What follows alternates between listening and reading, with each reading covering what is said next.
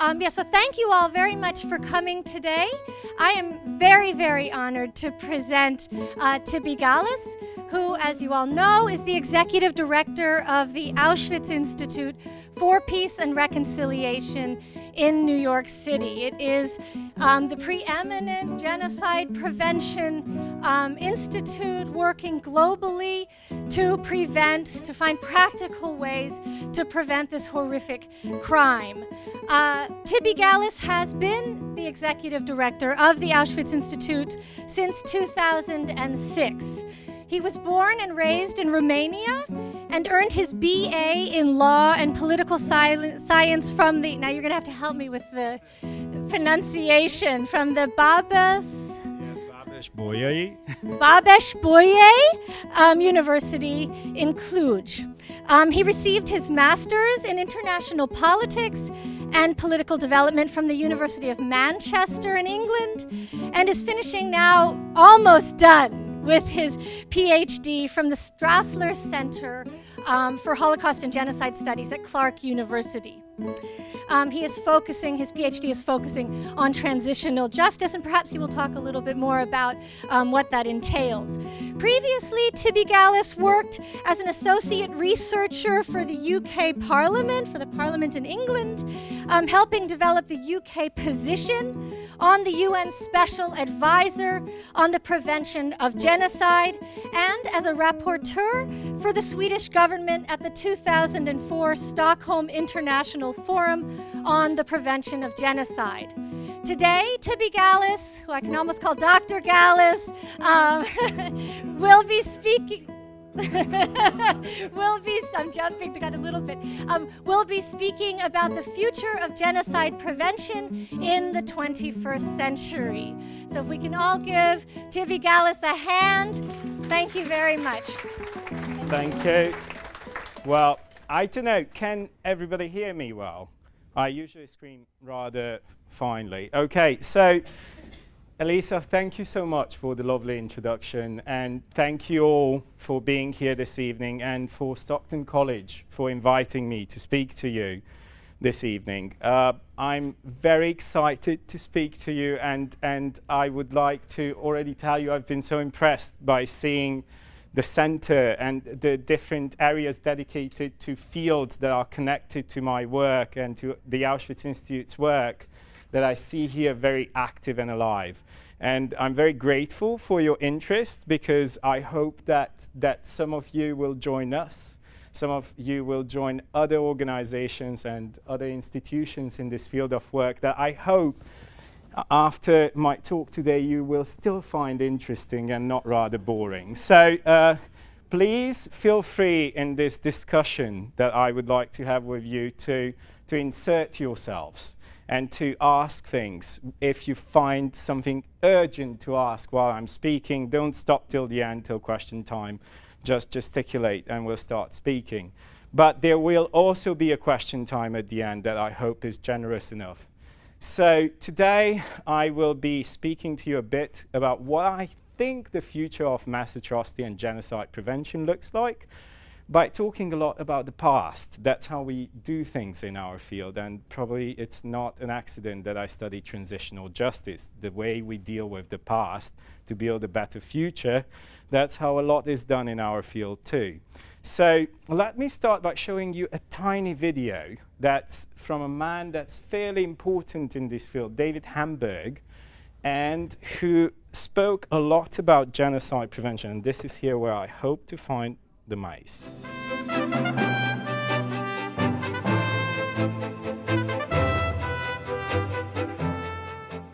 When you take the prevention approach, you look for early warning signals that don't really say this is going to be genocide. It says something bad is going to happen if you keep on this slippery slope that you're on in a particular country or region, that something terrible is going to happen, whether it's going to be intrastate war or interstate war or periodic mass atrocities of one kind or another or genocide isn't clear. And if you don't like mass slaughter, well, fine, prevent the earlier the stage, the better. But it is true, and a very important point that has been neglected and indeed denied, is that you always have warning time. A very common thing the political leaders have said in the last 10, 20, 30 years with signs of genocide is that, well, you never can tell till the last minute, and then it's too late to do anything. The only thing you could do at that point would be some massive military intervention. Nobody wants to do that or can do it. It simply isn't true, not in the least.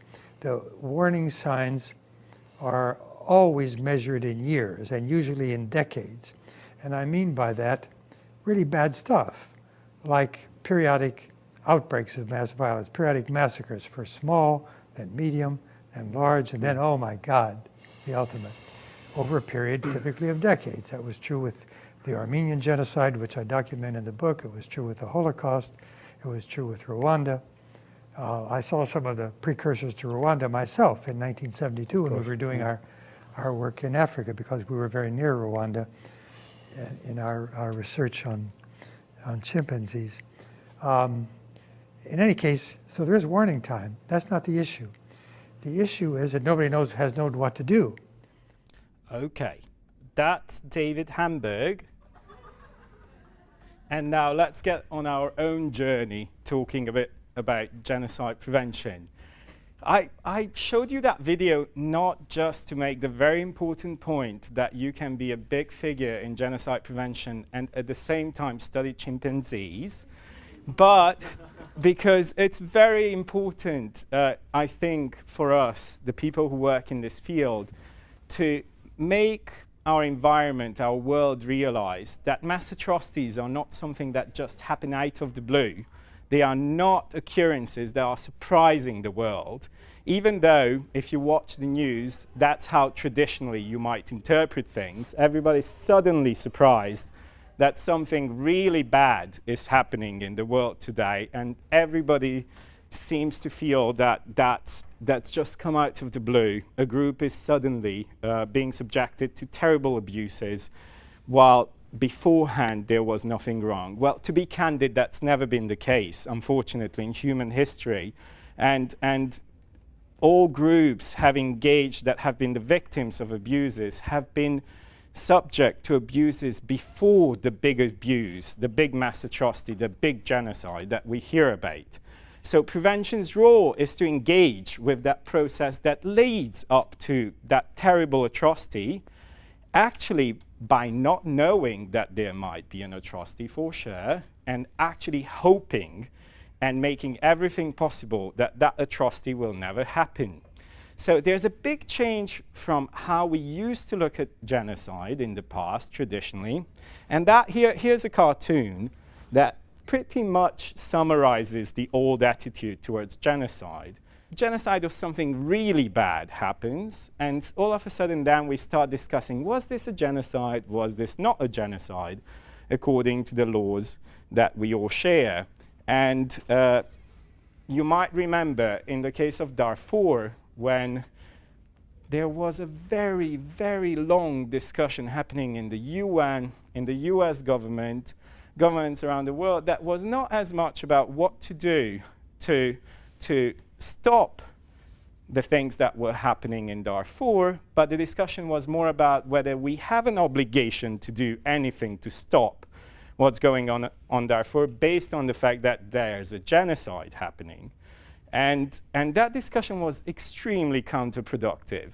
If you ask anybody who was in the actual conflict, who was actually the victim of atrocities, that discussion was not in any way making their lives better or affecting their lives in a good way. So what people in the field of mass atrocity prevention try to do is to never get there, never get to this discussion where international organizations, governments have to debate whether something is a genocide or not, to try to stop things way before we get to this point. And just like David Hamburg said, there are so many opportunities to do so, because now we know a lot about mass atrocities and how they happen.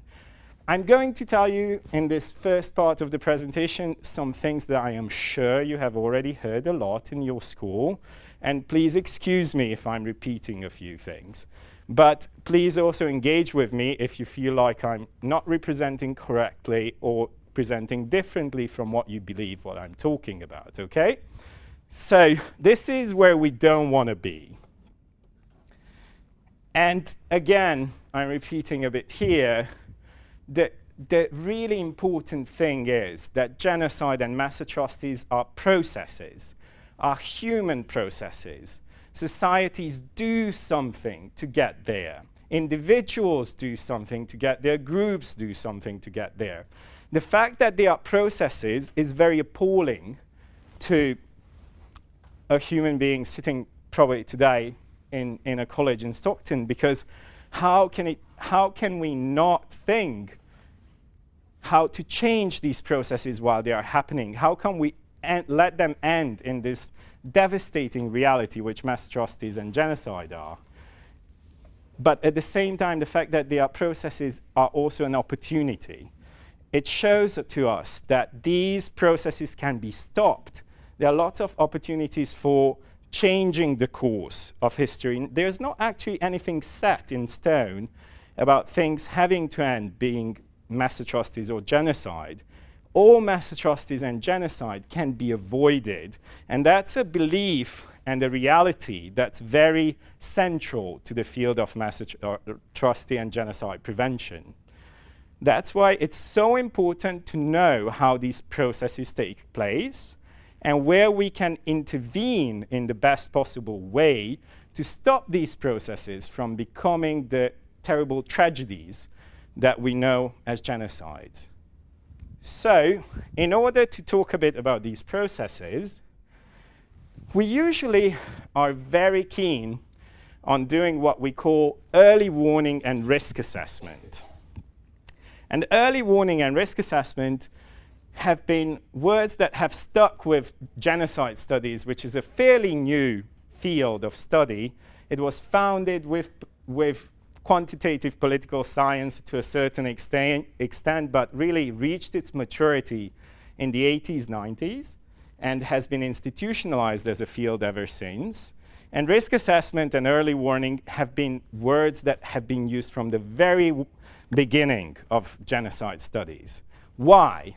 Because they are a bit one of the translation into reality of the idea that genocide and mass atrocity can be stopped by intervening earlier than the atrocities happening. And we will talk a bit about that, but I just wanted to mention to you that there are 3 stages in early warning and risk assessment that are very important. The other thing that I wanted to tell you that, like you might think, early warning and risk assessment mean exactly what they seem to mean. Assessing the risk of atrocities happening and genocide happening, and then giving early warning to the people or institutions that can do something to stop greater risk coming about or atrocities coming about. Does that make sense? Okay. Again, stop me if anything sounds weird. So the first stage in that is just basic, global scanning. The idea that we look around, pay very close attention to what's going on around us. And that means very many things. We look around at a global level, basically at states, and we evaluate different societies' chances of experiencing mass atrocities and genocide. And we find ways to measure the risk that they face. That's the very traditional genocide studies approach, that we are looking at states, societies, and we categorize them. At the same time, if we think in a truly preventive manner, that also means that we look around in our vicinity, around us, in our own society, and see what are the issues that could be correlated to mass atrocities in the past, or potentially in the future, and how do we deal with those? So global scanning means basically being very aware of where issues related to mass atrocity in other contexts have arisen, and how we notice them. How do we get a bit alarmed about them? That's the global scanning, gathering the data, observing what's going on around us. Then the next level of early warning risk assessment is ongoing situation monitoring. And that's where things get more practical, because we don't only notice what has been going on around us, and we don't just put different cases in tidy little brackets of what's high risk, what's low risk, what's medium risk, or anything on that continuum, but we actually see how things change and how the risk is increasing or decreasing based on the way we interpret risk. And that's the point where it's very intensive labor to monitor as many cases as possible and to engage with the reality of very different societies around the world and try to understand how complex their interactions are, what in those societies makes them more vulnerable to atrocities, or how changes make them less vulnerable to atrocities. This seems to be a huge task if you think about it on a global scale. The nice part is that in terms of prevention, there's not only one actor who does this. There are as many actors as possible who should be doing this, so the workload can be shared very easily. And there's an intense network of actors, of governments, of civil society organizations, of international organizations who all do this work in their own different way. And we'll be talking in a few minutes about the different levels of doing this at international, local, and regional level. And that's how things might make a bit more sense, and it won't seem such a gargantuan enterprise to see how mass atrocities develop and how we see their real risk in the real world. Then the third stage of good risk assessment and early warning is a communication of warning. The idea that once we know something bad is about to happen, we formulate a message and we warn the ones around us who can have an impact in that situation about the risk, so that they can do something that changes the way the situation looks, and then we avoid mass atrocities. This is fairly interesting because it implies two different challenges.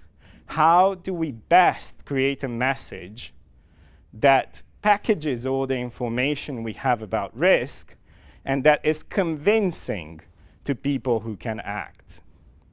The second challenge that comes out of this stage is, who are the people who can act? Are they the people who tell about themselves that they can act, like international organizations, regional organizations, or certain governments? Or are they people who might not actually be calling themselves out as in charge of genocide prevention, but who have a great deal of influence on a certain society and can intervene in a very different way and change how the reality looks for people in that place? So then, the third one, little question related to this, is that maybe the people who can act are not necessarily somebody different from us.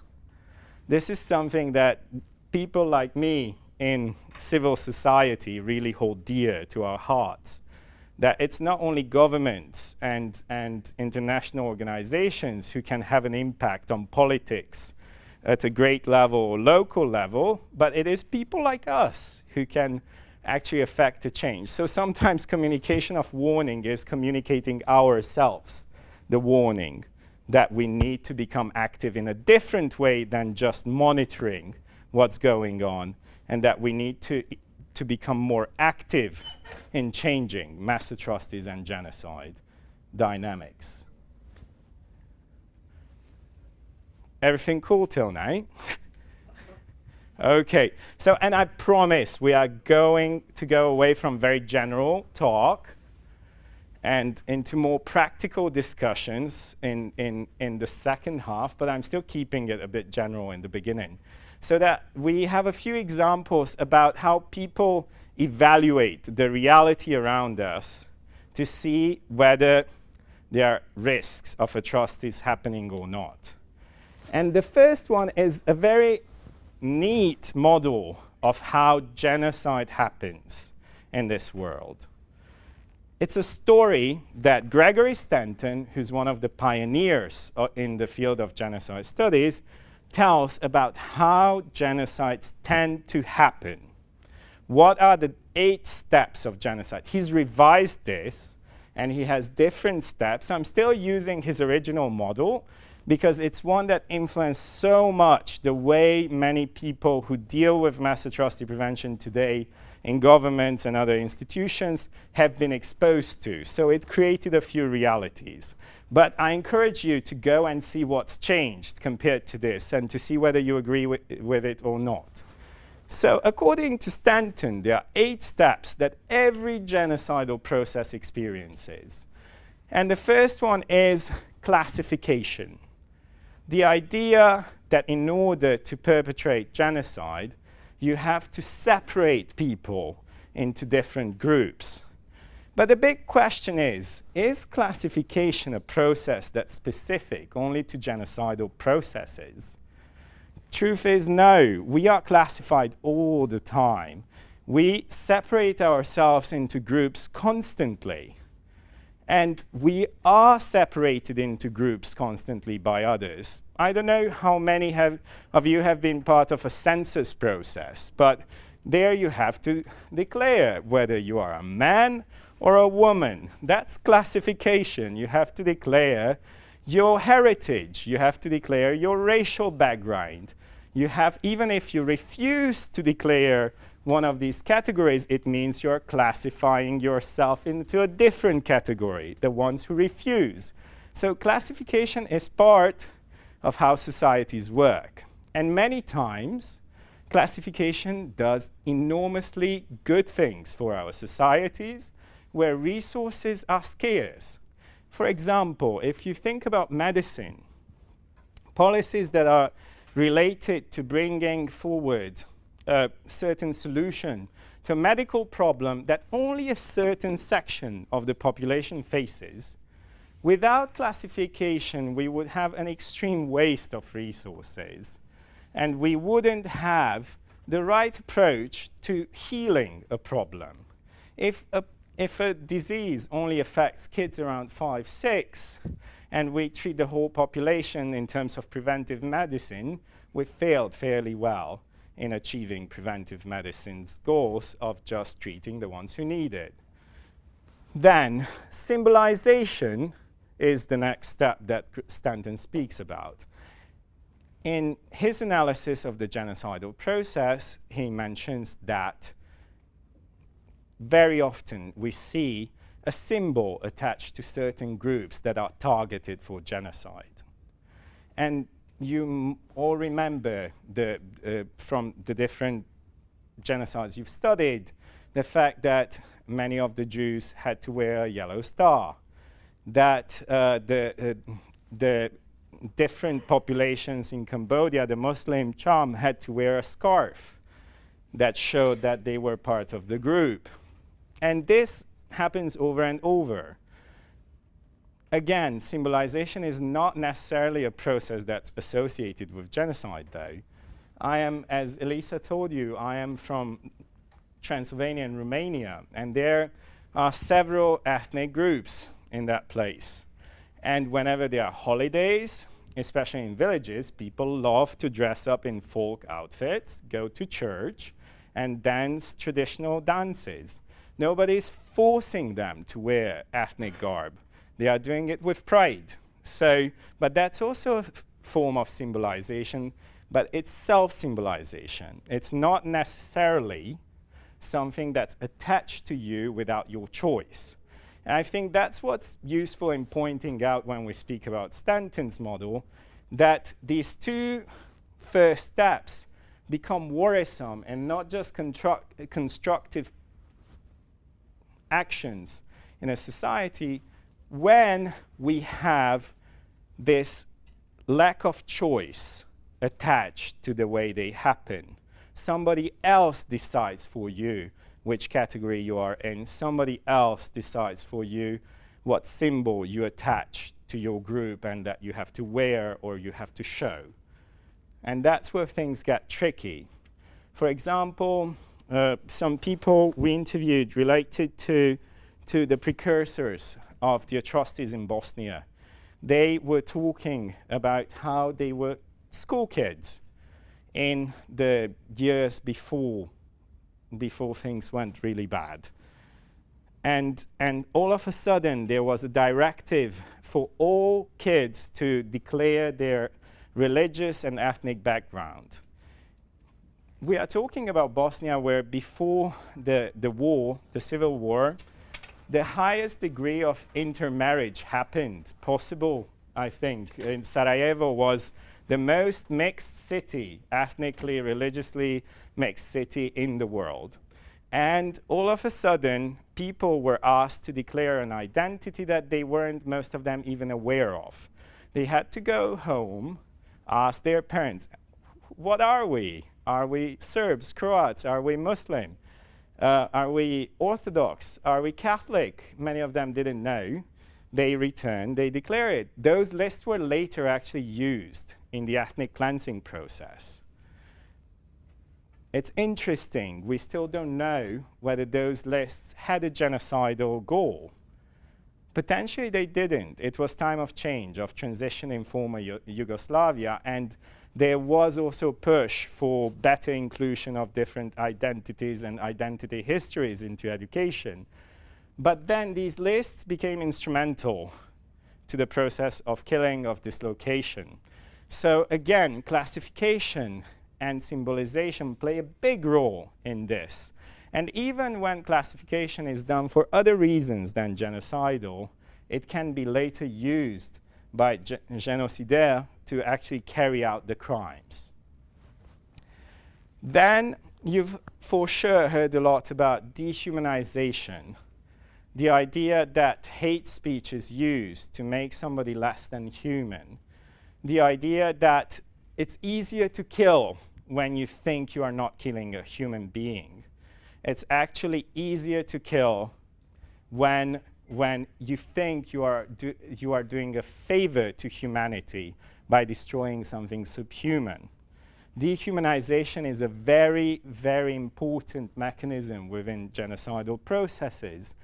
But the solutions to dehumanization in our societies are also different. Some societies very much enjoy the idea that they hold dear the idea that anybody should be allowed to say whatever they think, and that hate speech, for example, should not be criminalized.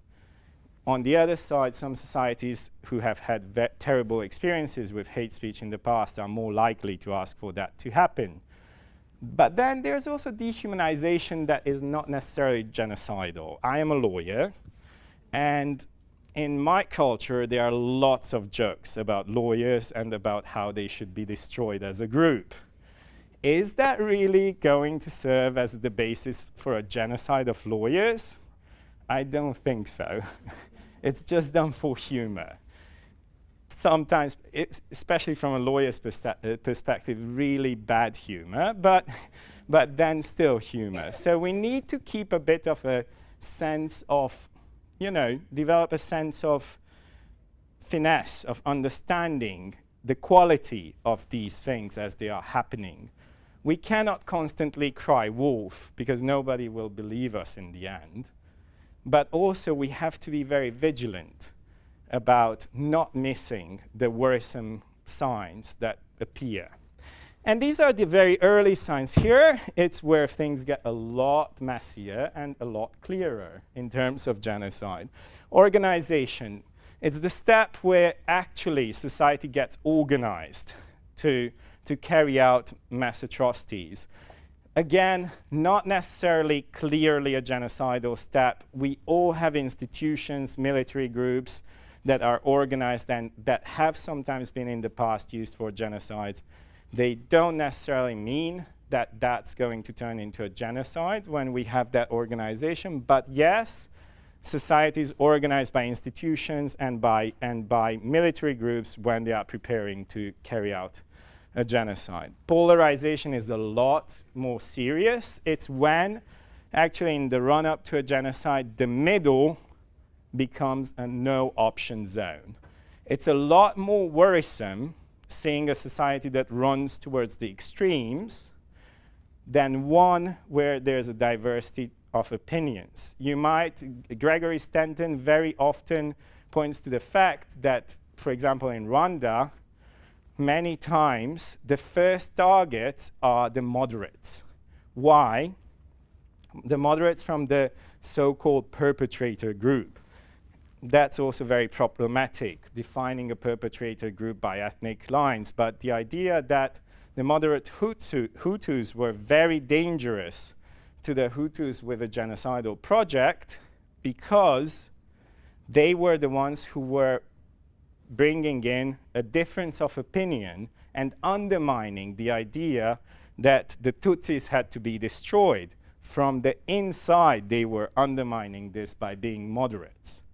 Consequently, they were among the first targeted, and that happens very often in societies.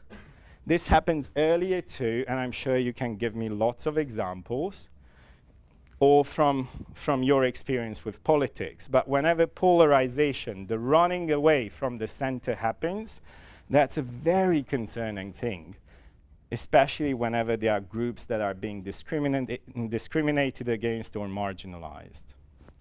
Then preparation is when you are actually running up to the genocide and you are sending weapons, you are organizing who should attack which neighborhood, which house, which family, how do you build roadblocks. That's the very evident, it's very much correlated with the implementation. Extermination is the killing, the actual act of killing. That many times is the only one that we hear the word genocide associated with. If you think about it in the news, this is the only moment that makes it to the news most often. It's too late to do many things when we get to this point. Then Stanton makes an amazing argument saying that denial is part of this process. Almost in every society that experiences a genocide, denial is the very next step and follows a history of killing. That was true in post-Holocaust Germany. That was true, I don't know, related to the genocide of the American Indian.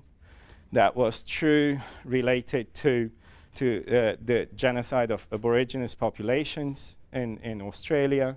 It's all these issues. Denial is always a huge part of the genocidal process that unfortunately very often feeds back into restarting the process. And it sometimes continues to victimize victims in a very obvious manner by denying their suffering. So why did we go through this? One, to just hear how some people think about genocide developing, but also to see that up to step 7, there are lots of things that are happening that are a lot earlier than the actual extermination and that give us opportunities to prevent what's going on. And that's actually the most fertile space and time for people who do genocide prevention to actually do it and to improve the chances of societies avoiding tragedies. Okay, so we are going to spend a very little time now. I'm looking how much time I have. Oh goodness. On a different model that gives us a very quick understanding of how societies, how we can assess the risk of a society experiencing very bad. This is like taking a plane, while the Stanton model is experiencing step by step what's happening in a certain society and seeing how things go bad. The Hart Model does something very different. It's like a snapshot taken of a certain society from the plane, passing very quickly above it. You will see, basically what Hart did was she looked at all genocides and politicides, basically the killing of political groups that have happened after Second World War until, I think 2001 or 2002, and she analyzed what were the things that happened before the actual killing that all these societies shared. And she found 6 things that were the most likely to be correlated to killing happening in those societies, to them having a high risk of mass atrocities. First one is very interesting.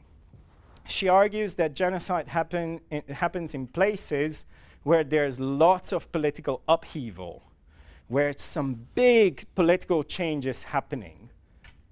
Somewhere there's a correlation with genocide. That political upheaval can be, on one side, regime change, transition, the idea that there's something good that's going to happen. We would never associate traditionally the idea that a society that's deciding to make things better can actually pave the way for mass atrocities. The fact that there's lots of change can actually open the door for perpetrators to carry out killing.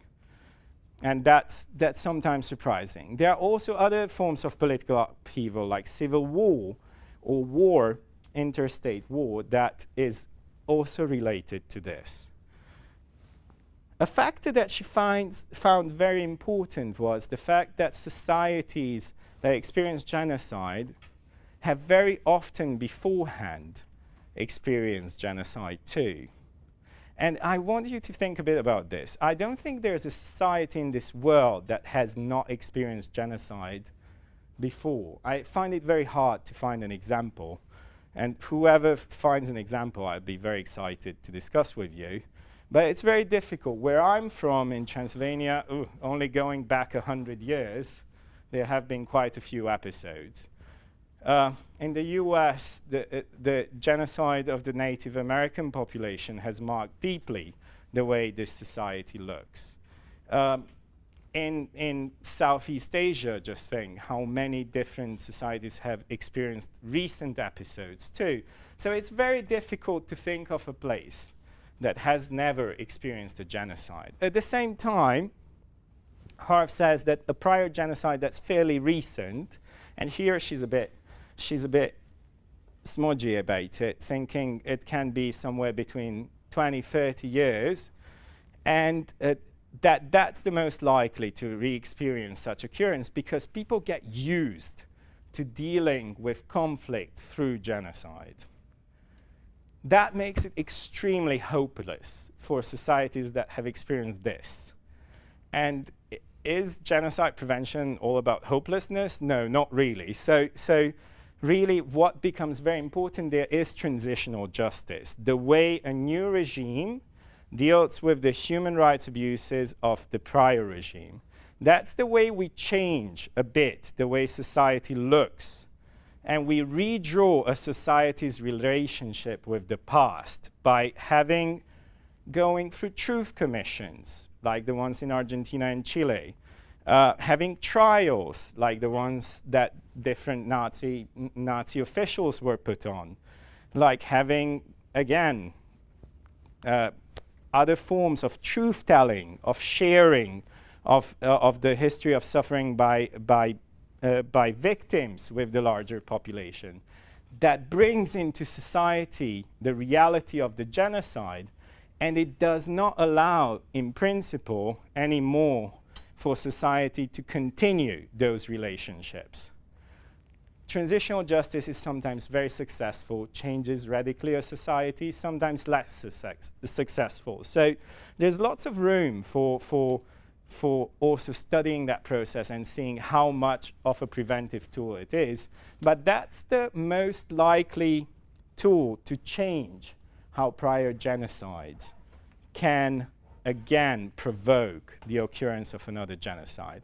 And going very quickly through these last 4, she notices that if a ruling elite is very, very ideological, very much following a strict interpretation of an ideology, it's more likely for it to commit genocide. And here, it doesn't matter what ideology it is. It can be to the left, to the right, to the center, anywhere. It's not really. As long as one's a fundamentalist, one's a fundamentalist. Then regime type. she's arguing that democracies are less likely to commit genocide. I think this is a bit of a, I don't know, running after your own tail. What's an indication that something's not a democracy? Well, committing a genocide. So it's a bit of a weak argument in my eyes, but at the same time, what she alludes to is that if a society develops a way to deal with its own problems that's successful and it's inclusive of all, that it's very unlikely that that society will kill a part of its own population. Then, if the ruling elite, the politician class, the business class is of a certain ethnic character, whether minority or majority, then that's likely to end up in a genocidal situation. She also says that countries that have trade openness, bigger trade with the rest of the world, they are less likely to commit mass atrocities. This, she said, is her weakest finding, because really it's just trying to show that societies that are connected and the cost of severing that connection is high, those are the ones who are likely to not commit genocide. So basically, it's very important to have channels to influence what's going on in a society from the outside to prevent mass atrocities. So after we've run through this, this is where I would like to talk to you a bit about prevention. Like, knowing all this stuff, you might have noticed that knowing some of the elements of this reality already give us really good hints about how mass atrocity prevention would look. Classification, symbolization, this is an old discrimination story. We need to know how the data, the classification, the symbolization elements of our governments are used so that we can prevent that they are the basis for discriminatory policy. And if they are the basis for discriminatory policy, mass atrocity prevention work means we need to really make sure that that discriminatory policy ceases to exist. Again, the prior genocide risk factor also indicates to us that we need to engage with the past in a society where something really bad has happened. Without that engagement, we will lose the opportunity to change how the future looks. And we will lose the opportunity to actually have an inclusive society that doesn't kill part of itself. When you hear about genocide prevention, you often hear about 3 places where it happens. And again, in the news, you are probably hearing mostly about this one, international. That's the UN. That's the big meetings between governments, between different leaders. And that is the most visible environment. I think a genocide prevention instinct of Raphael Lemkin, the founder of our field, has contributed to the fact that we are overly attentive to the international arena. When he coined the term genocide and the Genocide Convention was adopted by the UN, his aim was that this crime become a crime in the entire world. Still, we have a legacy of his activism at the UN level, the fact that much of the discussion related to genocide prevention is still happening there, and it's not trickling down so much to the other levels. This is also the result of paying attention to things as they happen at the last moment. When crises are as severe as an ongoing mass atrocity or genocide, we still have to deal with them here at the international level, because that's the one that's left to mobilize resources to intervene militarily or to have a concerted effort of the international community to stop something bad from going on. But what I'm telling you here is that genocide prevention in the 21st century doesn't look like that. This level is usually a level of drama, of high diplomacy, negotiations, passion, and big, very big news flashes. In the 21st century, genocide prevention looks very boring. And that's the good way to have genocide prevention, because it means that there's no glory, consequently there's no big crisis that we have to face. And for that to happen, all the work is actually moving after we laid the foundation of having international laws that are criminalizing mass atrocities and that are making it clear to everybody that killing a group is not something that's acceptable in today's world. Now it's time to get serious about making that happen at the regional and local level. And how do we do this? Well, a first very easy thing is to basically have the laws trickle down. And many of the countries have actually introduced it within their legislation, either by taking in international law or by just developing their own laws on these issues, criminalizing mass atrocities, genocide, and also things related to them, like torture, like discriminatory policies towards certain groups, or ethnic cleansing, or precursors of these processes. But then also, in a regional environment, what states can do very successfully is to help each other implement even better these laws and to monitor each other how they implement them. And separate from the UN in New York and in Geneva, where there are so many issues that are facing humanity today, in regional organizations, you have a lot more time to pay attention to things that are coming up a lot earlier. You have you have time, for example, in Latin America, to pay attention to discriminatory policies that become reality because of business practices. The idea that a certain population would be moved, dislocated entirely, an indigenous population, to build a dam. Sometimes it is for the dam, but many people make the argument it falls into a pattern of policies that a certain state has taken towards getting rid of its traditional indigenous population. And that becomes a lot more noticeable when you deal with that issue at the Latin American level or South American level than when you deal with it in New York or in Geneva. So it's very important to bring these opportunities for states to meddle into each other's business, just in a friendly manner, to multiply them. And that's a very encouraging development, that we have more and more regional organizations across the world that do exactly that. So I argue that this is a very, very wonderful prevention arena, the regional level, one that allows access to states to information related to pre-genocide or pre-mass atrocity dynamics. But then the most important one is here. It's the local level. That's where mass atrocity prevention's greatest burden is. Making sure that all these huge lessons related to genocide in the past influence the way people live their lives every day. You might have noticed, again, I'm sorry for being so repetitive, but many of the things that lead to genocides are perfectly human processes that in other contexts look different.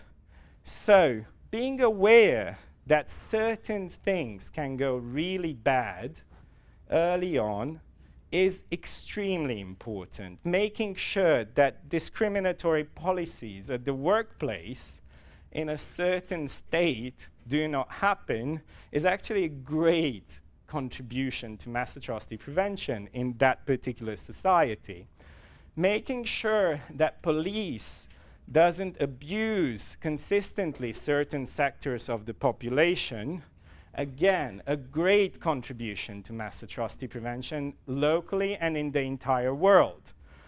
Again, paying attention to where goods are imported from, and to actually having a track record of the business practices that happen in the place where the goods we consume are brought from, that's also a very important thing for mass atrocity prevention. Our phones are populated with materials that come from the DRC.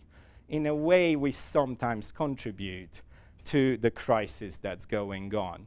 Does this mean we shouldn't use phones? Some of my colleagues would say yes. I don't say that. I say we should exercise more pressure on our government and our businesses to regulate their behavior. Is that always successful? One of the Belgian parliamentarians we were talking to about development issues was very pessimistically pointing to the fact that the diamond industry has been under a very intense observation in the past decades for blood diamond issues and how diamonds are produced and how they are procured into the Western markets. And he said that the Antwerp diamond market is one that's always given as an example for how well it tracks the source of diamonds. Well, when he was visiting the Antwerp market 2 months ago to talk exactly about this, he saw several diamonds whose country of source was Luxembourg. I'm challenging you to find a diamond mine in Luxembourg.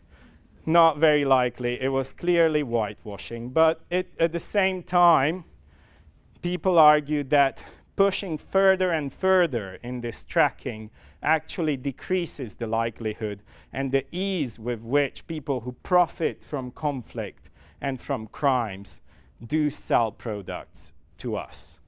So, but beyond this, it's very important in mass atrocity prevention to engage actively with institutions, that we have a role to engage with as citizens. In many countries, there are ombudsmen who exist and who can mediate the relationship between us and the state. In Latin America, that's an institution that's crucial for citizens to be able to bring complaints against abuses that have been carried out against them by the state.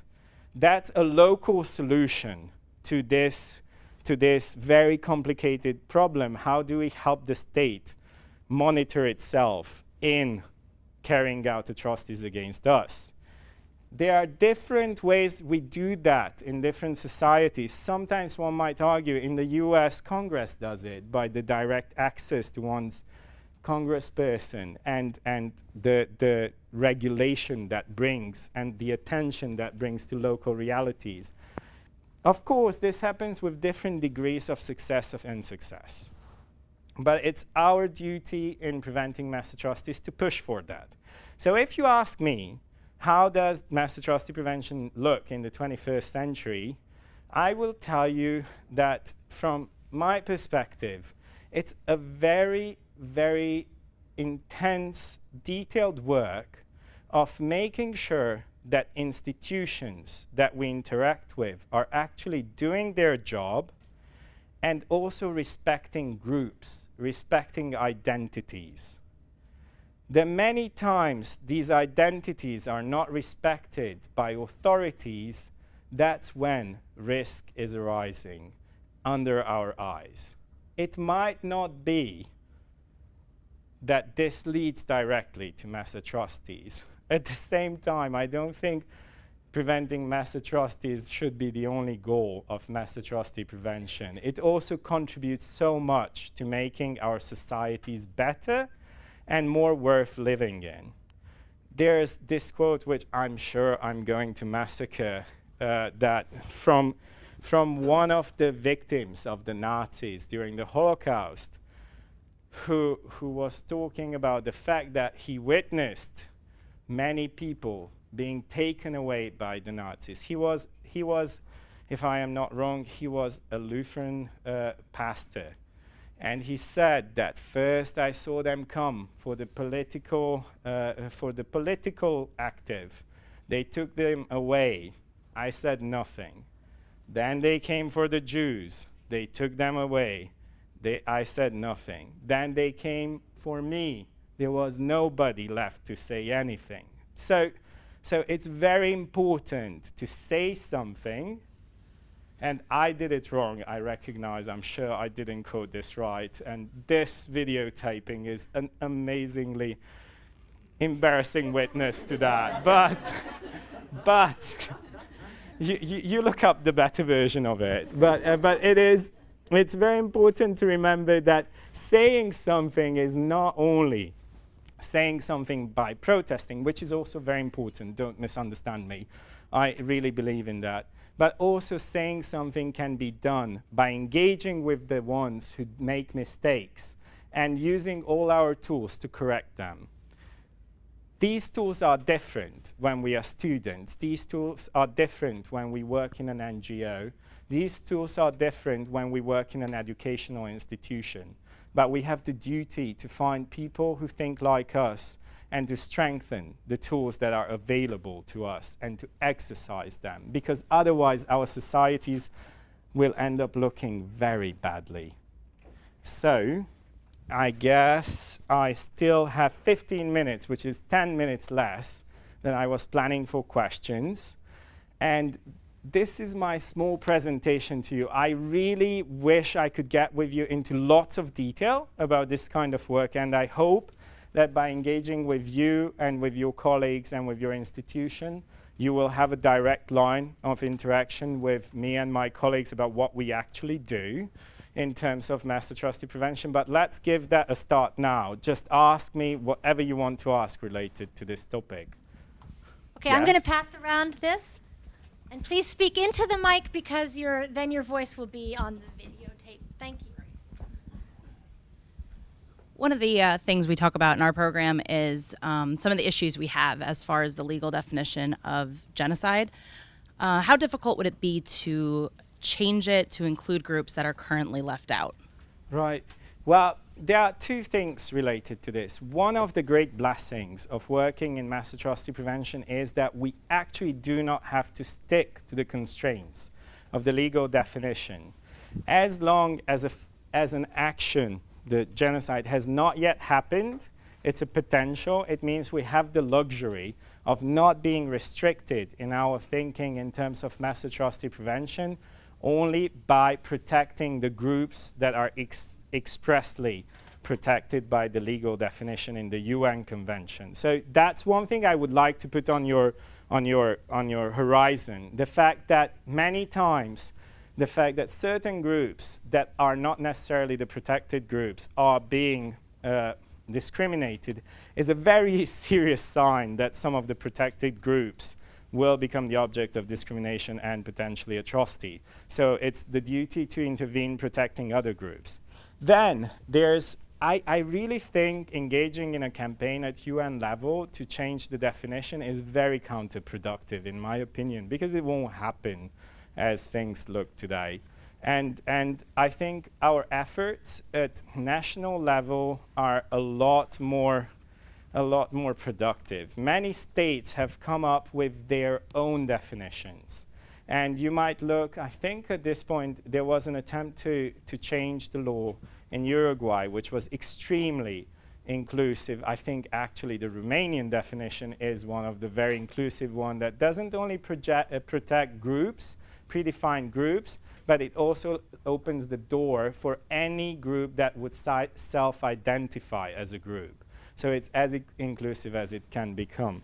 I think mass atrocity prevention is very specific to every society that is experiencing risk. So that's why it's very important that we look at the context of that society and see what are the groups that perceive themselves as being at risk in those societies, and not be hindered in our actions of offering them support or offering the government support in their protection by any legal definition.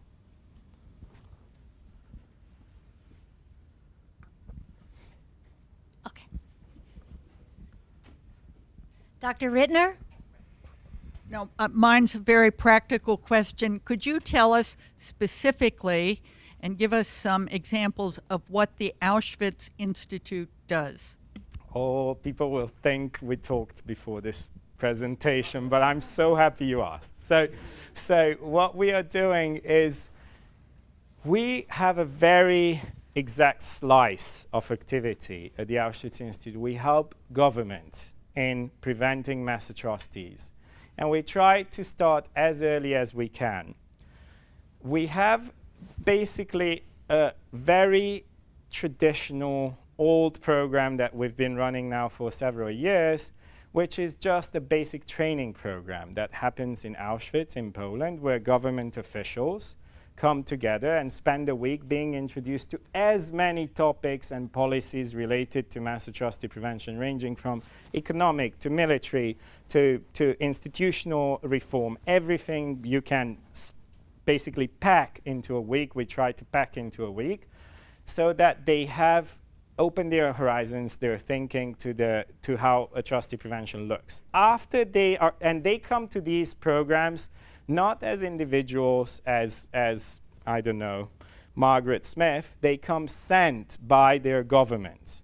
And one of your professors has been an instructor at these programs. Elisa has honored us with coming as an instructor and sharing her knowledge with several government officials. And after this program happens, we take that basis and discuss with their institutions where do they evaluate that they could do more in terms of increasing their own capacity, their own institution's capacity, and that can be Ministry of Foreign Affairs, Human Rights Department, State Department, Department of Justice, the Justice Bureau in the State Department, or Department of Defense, education of officers for people who are in missions in Afghanistan or in Iraq at that point, or people within national committees for human rights in East Africa. How can the AIPR, having such a large network of experts all around the world, help you improve your output? For us, it's very important that our partners identify themselves what they think is the priority. And the priorities look very different once you push for this. AIPR, in its relationships with the US government, we have done training of military officers, mid-level military officers who were going on the field in Afghanistan, in Iraq, and helped the mid-level educational military education system in developing courses on mass atrocity prevention so that military officers can see themselves as actors, preventive actors that are very attentive when they are deployed in certain pre-mass atrocity situation or post-mass atrocity situations. That's how it looks with a certain institution. In other countries, in countries like Latin American countries, much of our effort has gone towards strengthening the institution of the ombudsman, which is, in our opinion, a very successful institution that ends up representing very often the interest of citizens in Latin American countries in their relation with the state, but also helping peacekeepers from Uruguay in integrating within their training before they are sent to other countries where they are on peacekeeping mission, a mass atrocity prevention component. Transitional justice, how do you set up a truth commission? That's also other types of projects we have run with some of our partner states. Very many of our projects that happen with partner states are about reviewing systems of protection of indigenous populations. How are indigenous populations' rights protected and represented throughout the state? Or if they are already healthy, strong protection systems, how do they deliver? How can we make their output actually not backfire sometimes? There are also situations like that when all the best intentions actually result in something very bad. So anything governments can do and they have the mandate to do and they feel that they can improve, the Auschwitz Institute's task is to assist them in making that real. I know that sounds very vague, but that's because the realities are so different in terms of what we deal with, from indigenous population protection all the way to dealing with national legislation and review of those systems. Everything's on the table in terms of that. Other questions? Yeah. Andrea. Hi. So going back to your early warning and risk assessment slide, regarding like communication and warning, oftentimes like when I've studied genocide prevention, a lot of the laws and definitions look really nice on paper, but then when it comes to the practical use of them, it doesn't always pan out the way that they're intended to be used. So a lot of the times when genocide does occur, when the international community shows up, it's kind of like too little too late. And especially when trying to communicate these warnings, it tends to fall on deaf ears for whatever reason. So how can we try to avoid this pattern of, just not, just trying to get these points across and having people listen? Right. In terms of communication, once a crisis is breaking out, to be candid, I must be very honest with you, it's too late. It will happen the same way. Once you have a group being massacred in a remote area and we get wind of it, unfortunately, the way the international community behaves today, it's very unlikely that that process is going to be quickly stopped or changed. And I do not think there's any chance that will happen differently in the near future. That's my very bad news. Once a crisis has erupted, it's too late. And that should push us to actually pay attention a lot earlier, before people are being killed as a group, as a state policy or as an armed group policy. And for that, we have lots of early warning that can happen and doesn't fall on deaf ears, because now officially our main responsible for having the type of intervention you're talking about, which would most likely look like a military intervention, is the United Nations. And its output on this issue is very unlikely to get better. It's actually getting a lot more difficult than it was even a few years ago. So, but when you deal with issues of discrimination, systematic discrimination, and with issues of official policy against a group, you have a lot more ears that are actually responsible to improve things in this sense and that have the capacity. And those are, of course, other UN organs, many of them related to human rights, and that's mostly the Geneva story of the mass atrocity prevention scenario. But also that's where actually bilateral relations between states, neighbors, are very important, and it's more likely that you can affect change by providing an assistance program in expertise than by just sending in the military.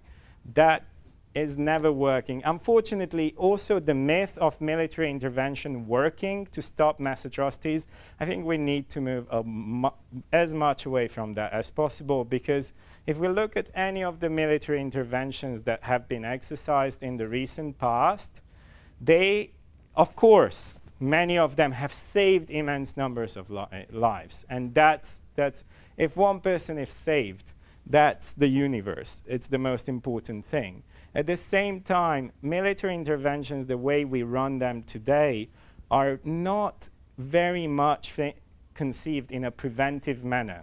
So very often they create new conditions for groups to be victimized later.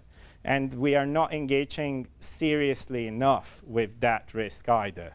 So I say again, unfortunately, I'm just repeating what I said, that we need to give early warning. We need to give it a lot earlier within the stages of discrimination and with the stages of victimization. And then we have many, many people we can speak to. Hope that answers. Now let's all give Tibi Galis a hand. Thank you so much. No, thank you. Thank you very much for your attention. And I hope that if some of the my answers to your questions have left you uncomfortable with how weak our tools are, the solution for you will be to actually make our tools better and get very much involved. Yeah, all right. Cheers.